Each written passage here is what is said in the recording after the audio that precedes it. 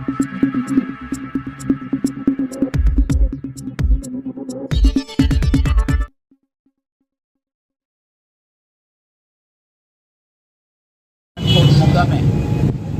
જે અગ્નિકાંડ થયો એનાથી સમગ્ર ગુજરાતની અંદર તમામ જનતાઓને આજે ખૂબ દુઃખની લાગણી અનુભવી.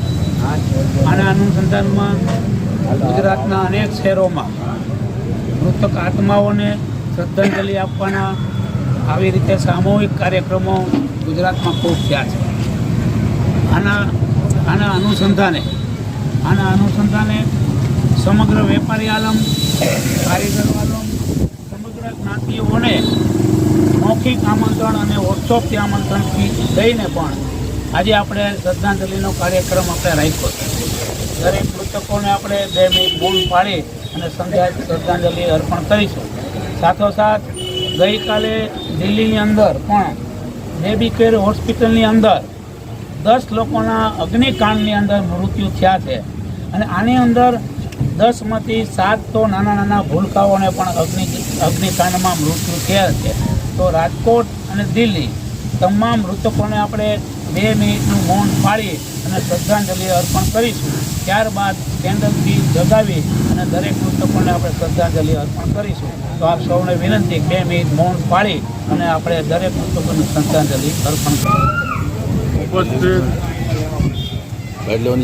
ગામનું સતત જેના હૈયામાં વસ્યું છે એવા આપણા વડીલ નગરજનો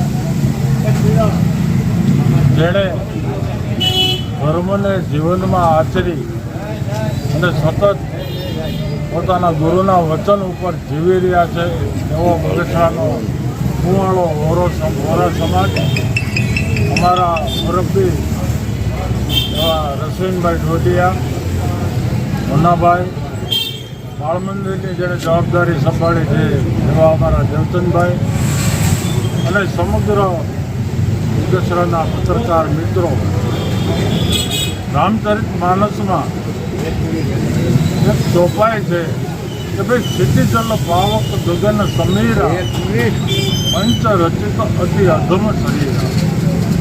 5 તત્વોનું શરીર છે એ અધમ છે, પણ આ અધમ શરીરથી જ તમે પરમ તત્વને પકડી શકો છો. એ માટે આ દેહની કિંમત છે.